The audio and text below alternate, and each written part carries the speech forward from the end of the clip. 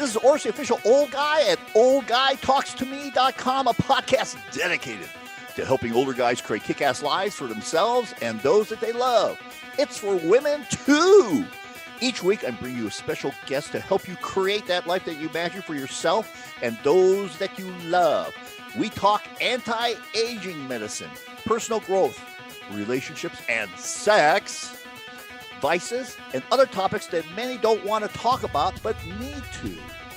Just because you're getting older doesn't mean you have to be old. Also, if you want to know 3 ways to get laid more frequently without begging, go to oldguytalks.com and opt in. When you do, you're going to get my informative video on 3 simple things you can do to get laid more frequently without begging, so you don't have to turn in your man card. And ladies, you may want your man to know these things, because I think you'll like it too. Additionally, you'll be notified weekly when a new podcast episode is ready for you to consume. Periodically, I will share with you other stuff that will help you create that life that you want for yourself and those that are important to you. Don't want to miss anything? Be sure to subscribe, share, and review this podcast. This is Orsi, official old guy at oldguytalkstome.com, a podcast dedicated to helping older guys create kick-ass lives for themselves and those that they love. And today I have Brad Wolf on the podcast, and Brad is a 3-time traumatic brain injury survivor and served alongside the U.S. military as a contractor in the global war on terror and Operation Enduring Freedom. Since being injured overseas, Brad has started a hormone replacement group for veterans, first responders, and regular guys to talk directly with medical providers. And as we'll be talking about, that's a challenge, finding the right ones. And once a month, he does a YouTube reaction video on TRT and interviews with TRT community leaders. And the links to those will be in the program notes. And so I need to do this. Sue, my IP lawyer, likes me to do this, to say this. Medical disclaimer. This is information only. Consult with an appropriate professional before starting any program. Do not be stupid. You're responsible for your own shit. Sue did not write that. I did. The old guy is a capitalist and not a socialist weasel. He will be promoting stuff here and will be compensated if he's promoting, most likely. You can rest assured the old guy only promotes stuff he uses, and you will have different results. So now we got that legalese passed. Brad, welcome to the program. Awesome. Thanks for having me. I really appreciate it. I've really been interested in what you're doing. And I also, when I first looked at things, I was like, what is a periodontist? I don't even know what the word means. So I had to look it up and try to figure out, okay, what is this word? What does it mean? I know it means you're a doctor of something. And so I had some learning to do, but I've really enjoyed your program so far. And I've watched a couple of episodes so far. Everything you have to do with testosterone, because that's really where I've kind of focused, since I was injured overseas. Yeah. So let's talk about that. And you, as you mentioned, yeah, I've got a couple. I've got several podcasts that deal with this. I got podcast number 5 where I talk with Keith Nichols. He's probably one of the most knowledgeable doctors in testosterone optimization therapy. And then another one is Scott Howell. He's a PhD, a really smart guy. He does a lot of research studies, and I've done a couple podcasts with him. I've been 2 with him. One of them says, "Doctor says my numbers are good, but I still feel like shit." And then the other one is taking aromatase inhibitors, and that's a podcast number 43, which is also we'll get into that and about what his perspective is and my perspective too on aromatase inhibitors when you are taking testosterone. So, but before we get into that, tell us about you were in the military and about what happens when you get a TBI. So actually, I was never in the military. I am not. Oh, sorry, that's right. You've been chosen contractor. I am one of the people in this case in which I deployed when I was roughly 25 or so. I go to Iraq. The first day that I'm there, we're getting mortared. People are shooting at us. I had bombs that were coming in towards me. One of those bombs sent me into a concrete shelter. So I hit the back of my head, then hit my head again. Wake up about an hour later. Some military person dragged me into this this medical field station. They did a little workup, they gave me some morphine and sent me on my way. And my symptoms got worse and worse, and then I ended up coming back to the States, and I got a little bit better, and then I deployed again to Afghanistan, and I had another incident where we had more incoming, more hits to the head and that sort of thing. And then it got progressively worse from 2015 to 2018. And that was basically when all my hormones pretty much crashed.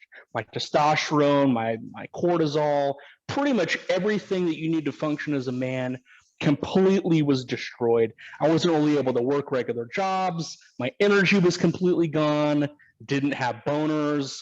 Just the normal stuff that you need to physically live was just pretty much gone. And so I went from doctor to doctor. I ended up finding a hometown like concierge doctor who I thought, hey, this is great. He had me on Clomid for like a year, got some eye damage, some floaters in the eyes, had severe edema in the eyes and closed up one eye. And then he's like, oh yeah, well, we'll just put you on testosterone. Here, take this every 2 weeks. Okay, I'm not feeling good, that sort of thing. And I'm researching, find out, okay, this isn't how the medicine works and that sort of thing. Find a bodybuilding TRT clinic that will go unnamed, but they're really good for maintenance, but not for someone who has complicated problems. And so I figured out, well, I can't really work with these people. They're not really doing what I need to do. And so I found like the top tier, expert nurse practitioner technically, doing hormone replacement, and he was helping me or whatnot. It was very, very expensive. And so I finally found the one doc who works for a big medical institution. He's got the top, functional medicine training. And we're right now going through all the kind of problems that I really didn't dial down. So I didn't dial in my hormones, my other hormones are messed up and that sort of thing. So I've been going through like this new doctor and really trying to evaluate and play catch up. And really, from where I'm at now, what I do, every person that I've worked with overseas, or every military person that I know, has hypogonadism and their hormones are all messed up. And it's a problem that's plugging millions and millions of people. I can't remember what the number is per year. I think it's 2 million people are diagnosed with traumatic brain injury every year. And the amount of military people that represents is 500,000 or something like that or more. But the numbers are staggering. If you look up the numbers, I mean, they're tremendous. And the VA is not doing any of the hormone work at all either. So they're all coming in, to these docs, and the neurologists and the psych doctors, right? They don't know anything about this. That's not their first instinct. So I'm having to work on this from the bottom up and do my own learning. And that's how I kind of came to what I'm doing and volunteering while I'm trying to get better myself. Yeah, well, a lot of times these journeys start out of self-interest. And I know that for me, many years ago, that was the case. So one of the things that you found in your groups is that testosterone was an aid in terms of dealing with TBIs. Absolutely. So I listened to Dr. Mark Gordon on a Joe Rogan podcast in 2000, and I think it was 18 was the year. And that's when I found that functional medicine doc that was close to me or whatnot. Right. But I didn't do as much research as I should have. But Dr. Mark Gordon and Andrew Marr were the only people that had connected TBI and hormones, and how really the medical institutions in of themselves, so the VA, and then you name your John Hopkins or whoever, their viewpoint is traumatic brain injury is a psychological problem.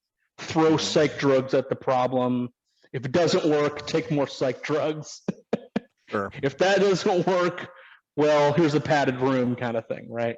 And I got really frustrated, but when I found that out, and Dr. Mark Gordon, I really commend him for getting out there and really getting the information out to the broadest possible audience as you can. The Joe Rogan program. Joe Rogan shows pretty broad audience, yeah. Yeah, you can't go on the Good Morning America or whichever big program. They don't have the numbers that Joe Rogan did, and thankfully I was able to find that.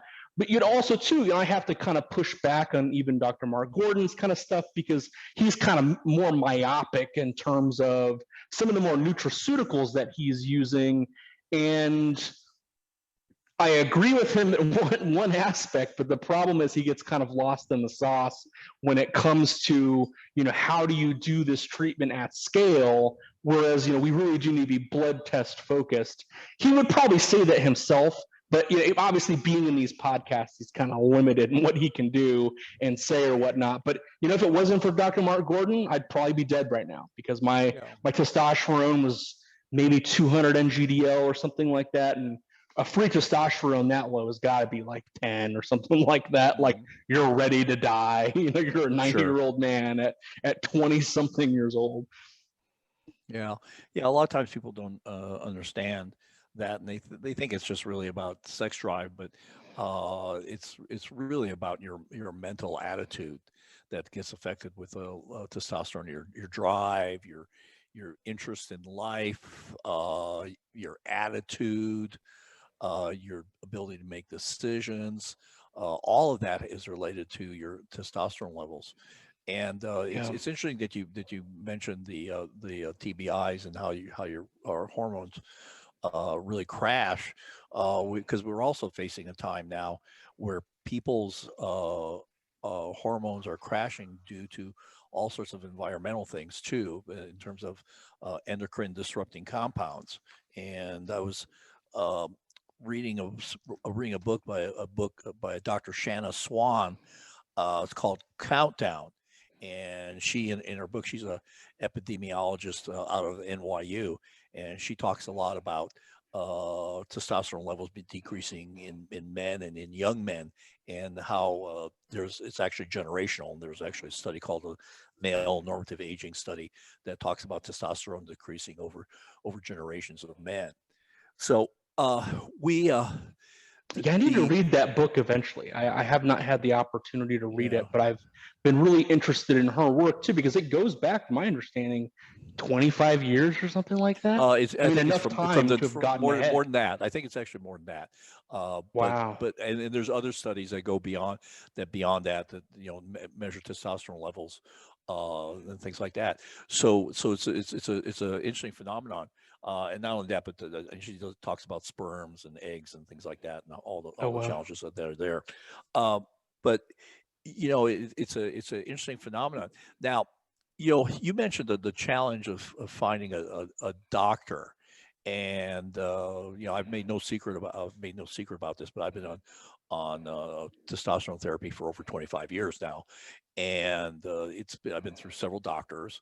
As we mentioned before we got started recording, one of them ended up in jail, and so. But one of the things is that when the lab values, and let's talk about these lab values, because they are. And you mentioned Dr.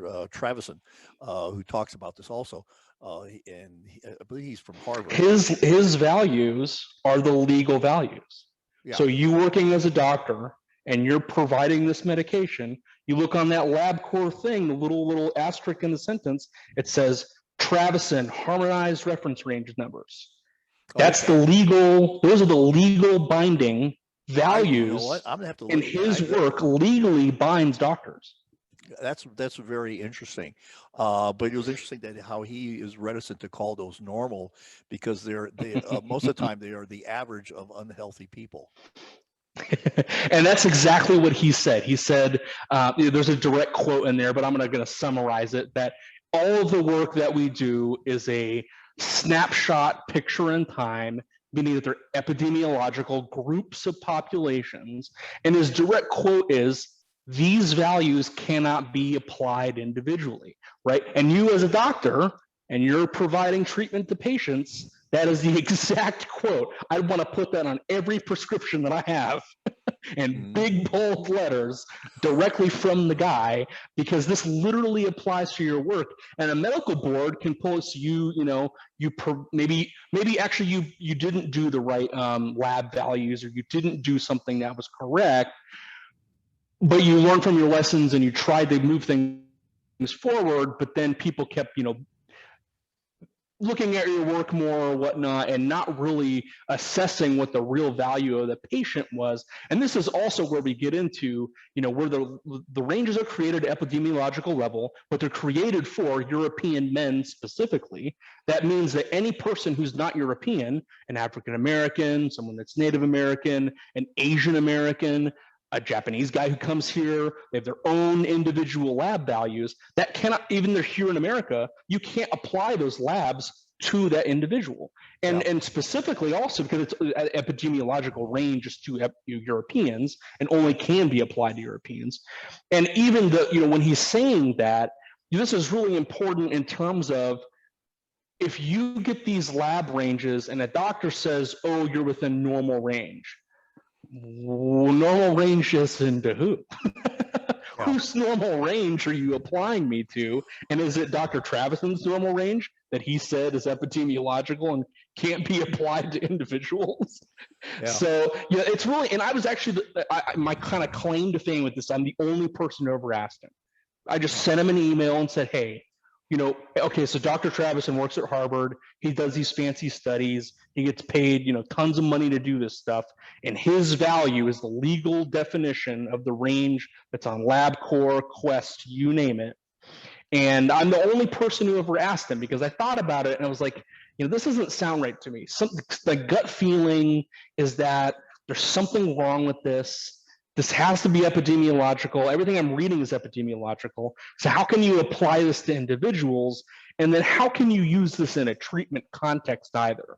And when he told me that it's a picture, it's epidemiological, it can't be applied to individuals, I was like, wow, okay, so I'm the only person who ever asked him, and this is important, and this has ramifications for every doctor who provides TRT and any person who got written up by their medical board and going forward about how we do this treatment and how we apply it to individuals. So you're a car accident, you're a traumatic brain injury survivor, you're an athlete, or you're a trauma patient, and you come in and your total testosterone is crashed, your free testosterone is crashed, and it's 297, which is technically in the range.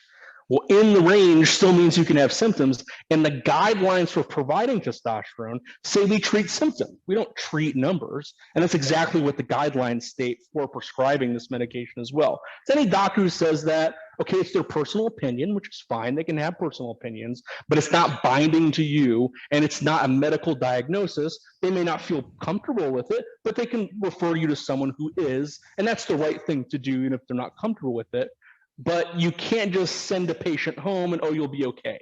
Because as we know, when you have declining hormone values, other hormones are going to be fucked up. So from cholesterol, thyroid, growth hormone, all of these signals represent something in the hypogonadal, axis of the hypothalamus and pituitary gonadal axis, that something from your balls to brain is messed up and needs to be fixed. It's a signal that tells you something, and it's a cascading signal because it's all looped in together, and we really have to work as a functional medicine context in terms of we treat cholesterol all the way down to the whole person. We don't do testosterone monotherapy or Clomid monotherapy or thyroid monotherapy.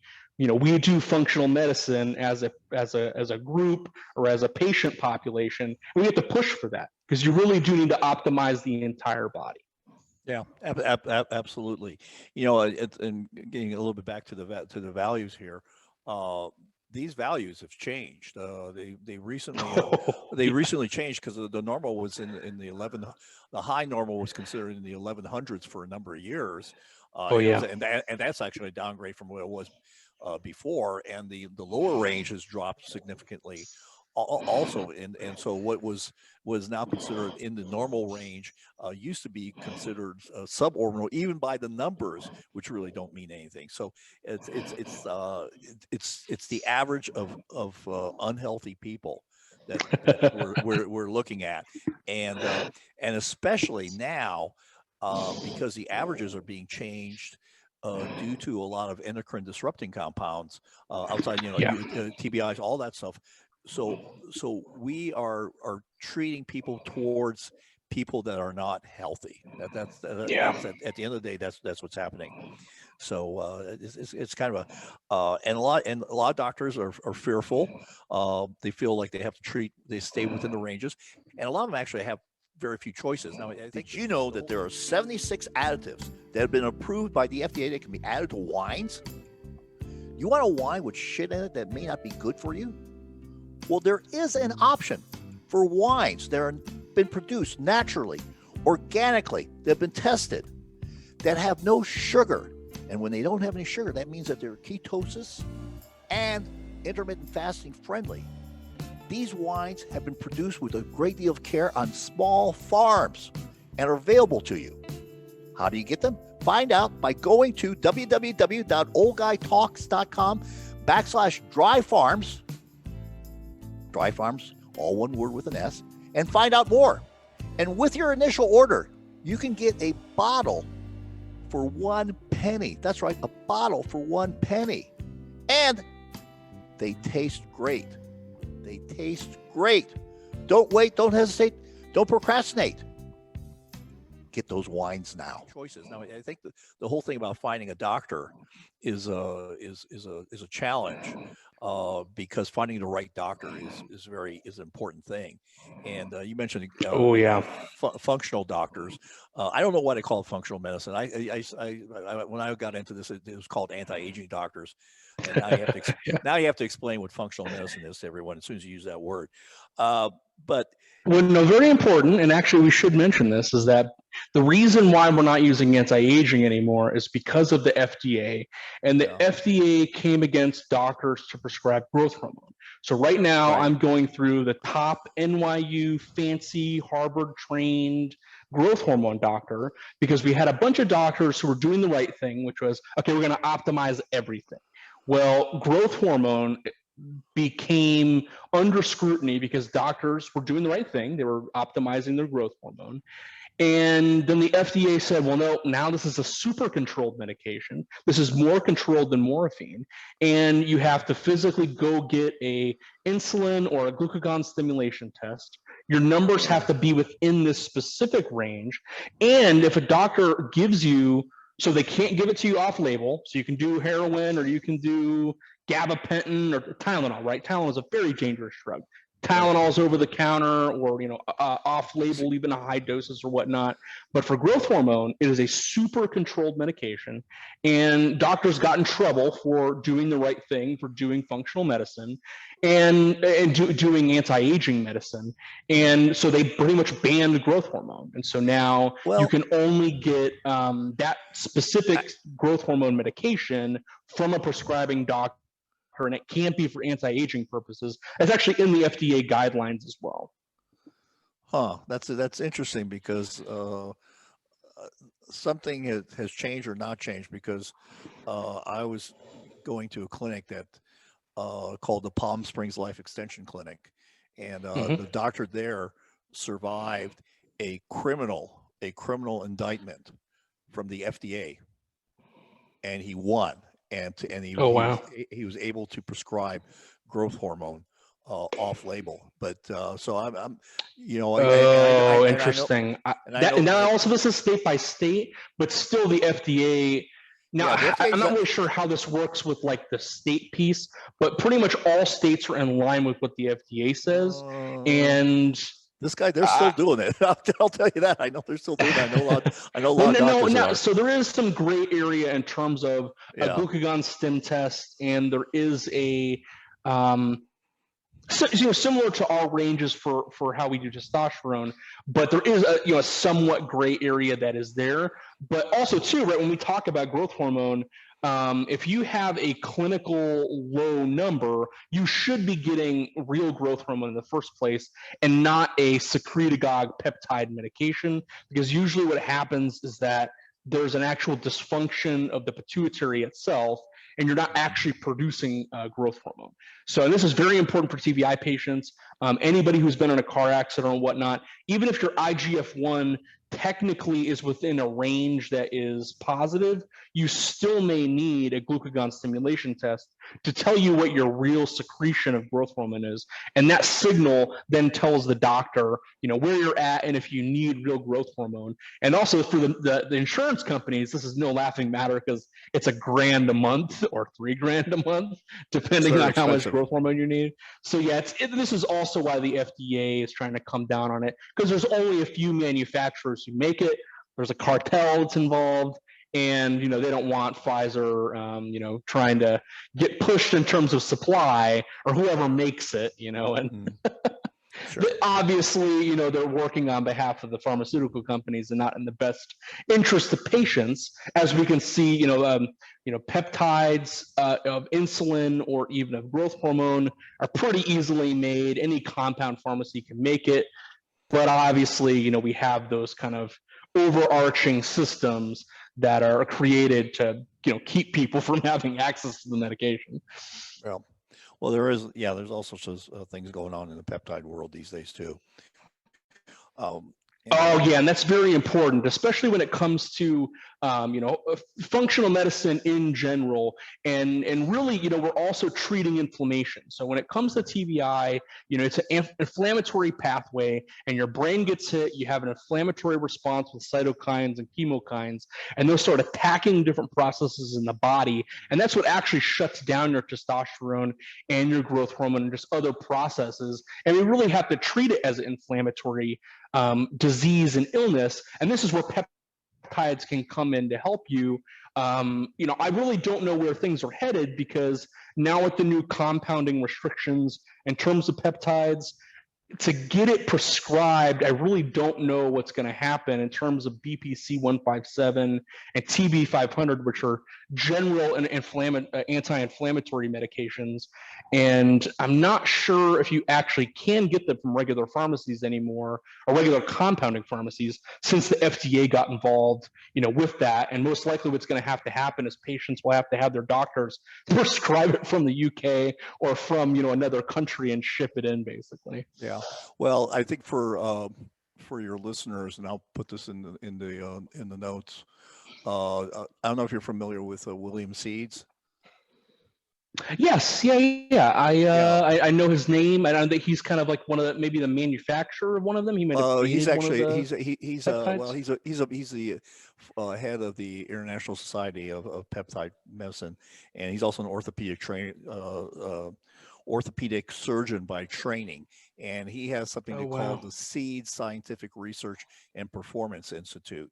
And actually, I've had him on my program a couple of times to talk about peptides, episodes number 51 and 66, and we go into a lot of detail about peptides. But just for the listeners to know that if you go to Seeds Scientific Research and Performance, you can there's a patient referral program that you can find a doctor that has been trained, specifically highly trained in the use of peptides, and because they have a very, very extensive training program that they do in this area. And so it's nice to know that you have someone who is trains doctors very specifically and highly knowledgeable. And he is actually, it was very interesting in my discussions with him, in that he says a number of things that he used to treat surgically, he doesn't treat surgically anymore. He treats them with peptides and other modalities. Oh, wow. And I actually wanted to ask you about that. So I understand that I forget which peptide it was. It might have been BPC 157, but in terms of growth of teeth, what would be a peptide that could actually do that or heal teeth in general? I doubt, to tell you the truth, I'm really not familiar with that. And I think if anything right now, there isn't one that actually does that. Stuff is in developmental stages in terms of cloning teeth and using stem cells and things like that to grow teeth. So there isn't really anything right now that I'm familiar with in the market that is available. You know what? I think it was a stem cell mixed with like a BPC or a TB500 type of anti-inflammatory injection. And it was like really, really research heavy, and they were doing a study on it or something like that. Very experimental. There's nothing out there that anyone's using right now in that area, and I'm sure at some point there will be, but I don't know when and what the progress is on that. So, Brad, tell me a little bit about the work that you do, and who is coming to your site to find out more about TBIs and testosterone therapy, and the type of people that are showing up on your site. Yeah, so I'm connected to a few hundred or so people that are in the current group now. I've tried to keep it as low as I can in terms of, I want everybody there, but mostly it's people I personally know who either are already on hormone replacement therapy or veterans who are interested, and also a few therapists and different types of people who are tangentially involved in mental health and who want to learn more. And really, it's getting the professionals kind of connected with the people who, or the patients who really need to get connected to the right types of doctors. And when we're talking about traumatic brain injury and veterans, it's very important for them, even as just a regular veteran who maybe didn't go through combat or who just went through basic training. My opinion is that basic training is a traumatic brain injury factory. And the whole point of basic training is to induce trauma, which then is going to send your hormones all out of whack. But you're in your 20s, you can kind of go through it, right? But the whole point of it is to do that. So pretty much the whole veteran population has TBI, in my opinion, because they're inducing trauma. And all veterans, no matter if you've been stateside or you've been deployed and you've been in war, even just firing your weapon can cause micro lesions in the brain, and that damages your brain. So we have this whole population of veterans, and I'll end up talking to different people, and they're talking about different symptoms that they have. And like, well, I feel like crap. I don't get boners. I can't really do the things that I used to do. I say, hey, go on, this website, go, Quest Direct. You can just go to questdirect.com or whatever. Go on their website, run your own labs, see what it is. They come back to me, and they're usually between 200 and 500, something like that. They got all the signs and symptoms. It's for me, it's generalized or whatnot, because I'm kind of seeing this often. But it's the population that I know and the friends that I know that have really been able to come there. And also too, I've tried to be able to group together all the docs. So the main thing for me is trying to connect the patients to the doctors as well for specific things. So when it comes to TBI, there's like 3 doctors that I'll refer people to, because I know for sure they're actually going to go through the cholesterol all the way down through the cascade and work from the kind of top to bottom up in terms of treating them for their exact signs and symptoms they're going to have as veterans. And then 2, I'm getting connected within the CTE, traumatic brain injury kind of civilian population, which has been severely undertreated. So I get in these groups, and you've got your AMN clinics, you've got your fancy TBI centers with your big universities, you've got all these big institutions, and they're neuropsychiatry focused, they're rehabilitation focused, which is fine, which if you need that.